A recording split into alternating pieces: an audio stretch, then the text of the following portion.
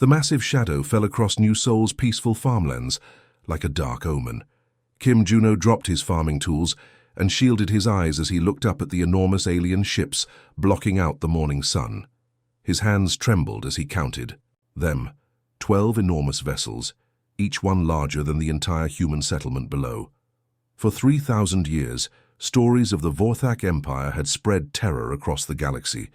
They appeared without warning, demanded total surrender, and destroyed any world that dared resist. No species had ever successfully fought them off.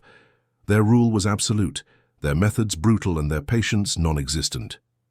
Juno's 6-year-old daughter Hana continued playing in their small garden, carefully arranging wildflowers in colorful patterns.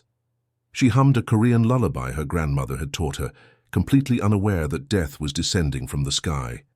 The flowers in her tiny hands were the same ones her family had brought from Earth, a small piece of their homeland. Growing in alien soil, the first landing craft hit the ground with enough force to shake the houses, then another, and another.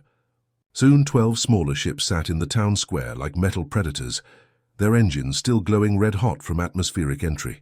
Steam hissed from their landing gear as blast doors opened with mechanical precision. Commander Vex stepped out. First, he stood nearly 9 feet tall, his grey skin covered in battle scars that told stories of conquered worlds. His forearms each carried different weapons, and his cold black eyes swept across the gathered humans like a farmer examining cattle. Behind him, 30 Vorthak soldiers emerged, their armor gleaming and their weapons ready. The colonists had gathered in the square as their emergency protocols demanded.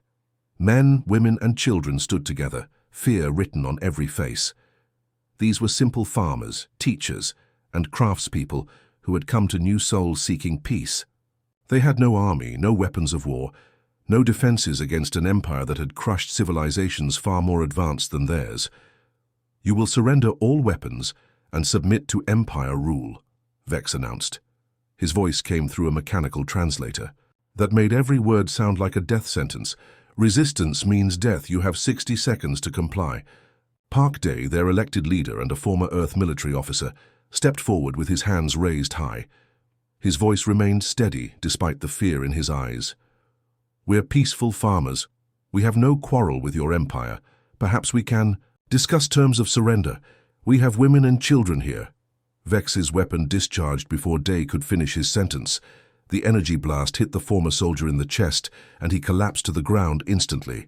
His wife screamed and ran toward his body, but Vorthak's soldiers blocked her path with crossed weapons. "There are no terms," Vex said coldly, stepping over Day's still form. "There is only submission or death. Choose now." The demonstration had its intended effect. Several colonists fell to their knees immediately, while others pulled their children closer and whispered prayers in languages from a dozen different Earth nations.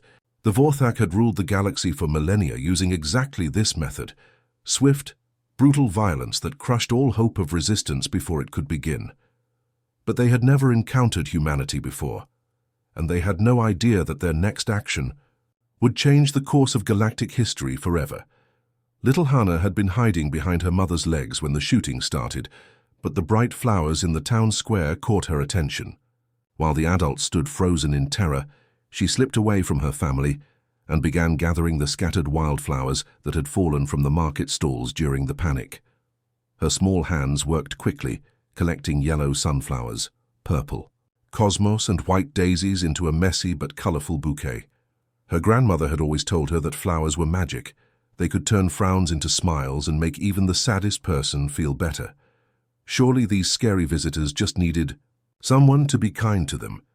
The alien soldiers towered over everyone like metal giants, their weapons gleaming in the sunlight. But Hana was only 6 years old, and 6-year-olds see the world differently than adults. Where the grown-ups saw monsters, she saw tall strangers who looked sad and angry. Her grandmother always said angry people needed flowers most of all. She walked toward Commander Vex with tiny, determined steps. Her mother noticed too late, gasping and reaching out, but other colonists held her back. Moving suddenly might get them all killed. They watched in horror as the little girl approached the alien commander who had just murdered their leader. "These are for you," Hana said in her sweet, high voice, holding up her bouquet with both hands. The flowers were nearly as big as her head, and she had to stretch her arms up high to offer them properly. "Mama says flowers make people happy. You look very sad." Commander Vex stared down at the tiny human child. In his culture, approaching a warrior with objects in hand was either an act of worship or an assassination attempt. Children were trained. As soldiers from birth, and gifts were often poisoned weapons. He had conquered 47 worlds and had never encountered anything like this innocent gesture. His soldiers waited for orders, their weapons trained on the crowd. The other colonists held their breath, some praying silently, while others simply stared in shock. Kim Juno pushed through the crowd toward his daughter, but he was too far away and the alien soldiers blocked his path. "Hana, come back!" he called desperately, but his voice seemed to come from very far away. The little girl looked up at Commander Vex with bright, hopeful eyes. She wiggled the bouquet gently, trying to get his attention. "They smell really good." "Too," she said helpfully. "Grandma taught me to pick the prettiest ones." Vex's forearms moved with mechanical precision. His primary weapon powered up with a high-pitched whine that made several people cover their ears. To him, this was clearly some form of mockery or primitive psychological warfare. No being approached. Vorthak commander without fear, unless they intended harm or insult. The energy blast lit up the town square like lightning. Hana's small body crumpled among her scattered flowers, her hand still reaching upward toward the alien commander. The colorful petals mixed with her blood on the dusty ground, creating an image that would haunt every person who witnessed it. The silence that followed was complete. Even the Vorthak soldiers seemed shocked by what had just happened. They had conquered worlds and slaughtered armies, but killing a child offering flowers felt different somehow. Several of them shifted uncomfortably in their armor. Kim Juno's scream shattered the quiet like breaking glass, a sound of pure anguish that would echo in the memories of everyone present for the rest of their lives. The news traveled faster than any Vorthak warship could fly. Within hours of Hana's death, smugglers and black market traders carried the story across hyperspace routes to every corner of the galaxy. They spoke in whispers at first, then louder as the tale spread from cantina to cantina, from loading dock to mining station. On the industrial world of Kepler 442, the massive mining machines fell silent for the first time in 30 years. The reptilian Sithrak workers had toiled in the deep tunnels since their planet's conquest, their scaled hands bleeding from handling Vorthak equipment without proper protection. They had accepted their fate as slaves because resistance meant death. But Elder Thos remembered different times. He was barely a hatchling when the Vorthak ships first arrived at his homeworld, bringing fire and destruction. He had watched his own children work themselves to death in these same mines. Now, as he heard about a human child offering flowers to her killers, something inside his ancient heart finally snapped. "No more," he declared, his voice echoing through the tunnels. "They kill children now, children who offer gifts of peace. We have been silent too long."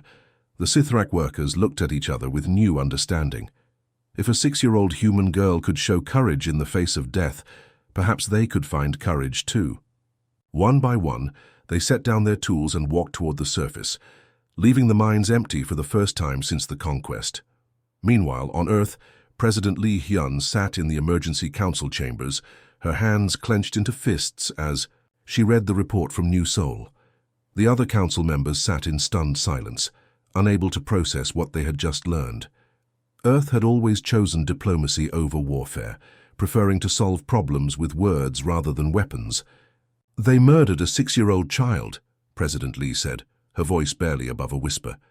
"She was offering them flowers." "Flowers."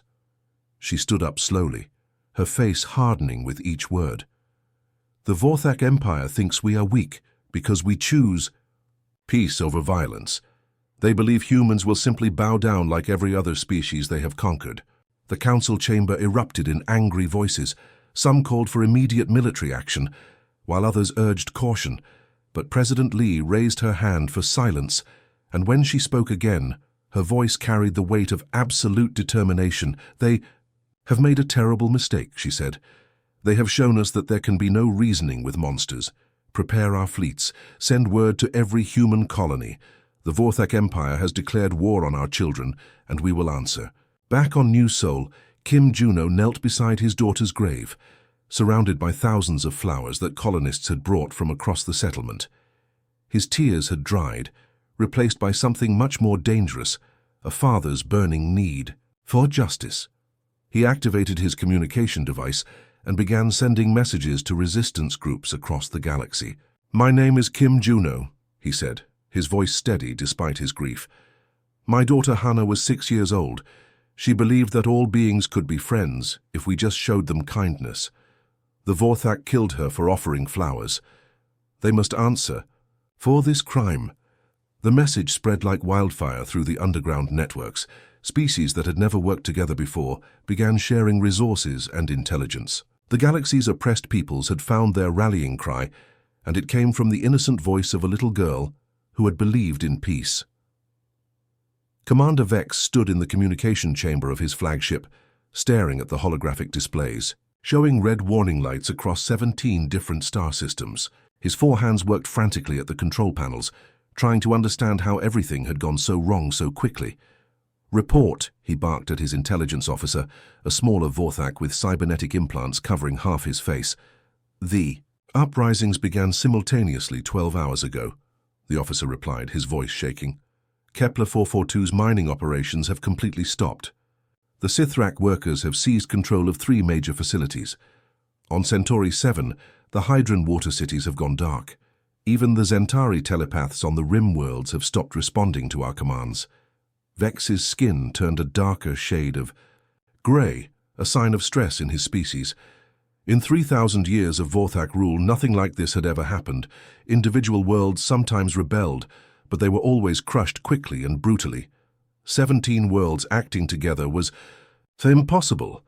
Supreme Admiral Korth's massive form appeared as a hologram, his 6 eyes blazing with fury. "Explain this failure, Commander. You conquered one small human farming world, and now half the Outer Rim is in revolt. The humans must have some advanced communication technology we don't understand," Vex replied desperately. "They're somehow coordinating these rebellions across impossible distances." What neither Vorthak leader understood was that humanity's greatest weapon had nothing to do with technology. It was their ability to tell stories that touched the hearts of different species, to find common ground with beings they had never met before, and to inspire others to fight for something bigger than themselves. Captain Moon Seo commanded a small Earth Defense Force fleet that had just entered the outer territories. Her 12 ships looked pathetic compared to the massive Vorthak armadas, but they carried something more powerful than weapons. They carried hope. On every world they passed, they broadcast the same message, the story of little Hannah and her flowers. The response was immediate and overwhelming. On the water world of Aquatica, the dolphin-like Hydrans, who had been forced to build underwater factories for the Vorthak, suddenly remembered what freedom felt like. Their advanced shield technology, previously used only for protection, became weapons of resistance. The insect-like Zentari, whose telepathic abilities had been enslaved for communication across the Empire, began using their mental powers to coordinate rebellion instead. They shared battle plans, troop movements, and emotional support across vast distances without the Vorthak ever knowing. Even the proud warrior race called the Corvan, who had been beaten into submission 50 years ago, picked up their traditional weapons and began hunting Vorthak occupation forces through their jungle homeworlds. Kim Juno now found himself standing before representatives of 30 different alien species in a hidden asteroid base. Some breathed oxygen like humans, others required special atmosphere suits, and a few appeared only as energy beings floating in containment fields. Despite their differences, they all shared the same burning desire for freedom. "My daughter Hannah was 6 years old," Juno said, his voice carrying clearly through the translation devices. "She believed that all beings in the galaxy could be friends if we just showed each other kindness. The Vorthak murdered her for offering flowers, for trying to make peace." He paused, looking at each alien face in turn. "Today we don't fight for revenge. We fight to build the galaxy she dreamed of, where children of all species can play together without fear." The assembled representatives raised their various appendages in agreement, united by the memory of one small human girl who had believed in peace. The massive fleet hung in space above New Sol like a storm cloud ready to break. On one side, Commander Vex commanded what remained of the once mighty Vorthak Armada, nearly 300 warships that had terrorized the galaxy for thousands of years.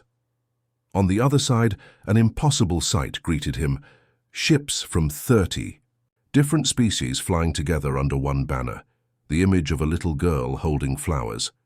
Vex stood on his command bridge, his 4 hands gripping the control panels until his knuckles turned white. Everything was falling apart. Half his empire had already fallen to the rebellion, and now he faced an enemy fleet that should never have existed. Different species weren't supposed to work together. The Vorthak had spent centuries making sure of that. "This is Commander Vex of the Vorthak Empire," he broadcast on all frequencies, his voice filled with desperate fury. "You will surrender immediately and return to your homeworlds, or I will destroy this entire planet.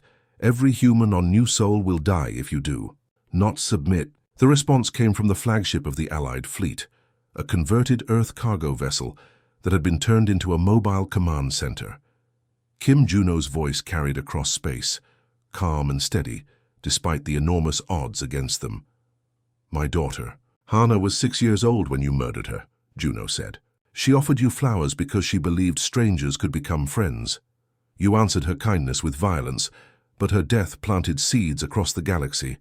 And now we stand together, 30 species united by the memory of one small girl who believed in peace." He paused, and when he spoke again, his voice carried the strength of a father's love and a galaxy's righteous anger. "We are no longer afraid of you, Vex. Today, the age of terror ends." The battle that followed was unlike anything the galaxy had ever seen. Vorthak ships that had never known defeat suddenly found themselves outmaneuvered by enemies working in perfect coordination. The aquatic hydrants provided shields that protected smaller vessels, while the telepathic Zentari coordinated attacks across impossible distances. Human pilots flew alongside insectoid warriors and energy beings, all fighting for the same cause. Commander Vex watched in growing horror as his supposedly invincible fleet began to fall apart. Ships that had crushed entire civilizations were being destroyed by farmers, miners, and former slaves who had found courage in a child's innocent gesture. His own soldiers began surrendering rather than continue fighting for an empire built on cruelty. When the last Vorthak ship powered down its weapons, Vex found himself in chains aboard the Allied flagship. The great empire that had ruled through fear for 3,000 years had crumbled in less than a year, brought down by the death of one little girl who had offered flowers to strangers. 5 years later, Kim Juno sat in a beautiful garden on New Sol, watching children from a dozen different species play together among the flowers. His hair had turned grey, but his eyes held peace for the first time since Hana's death. The memorial stone beside him bore a simple message. She offered flowers to strangers and taught the galaxy that love is stronger than fear. A young Sithrak child ran up to him, holding a bouquet of wildflowers just like the ones Hana had picked so long ago. "These are for you, Mr. Juno," the child said in broken human speech, "to remember."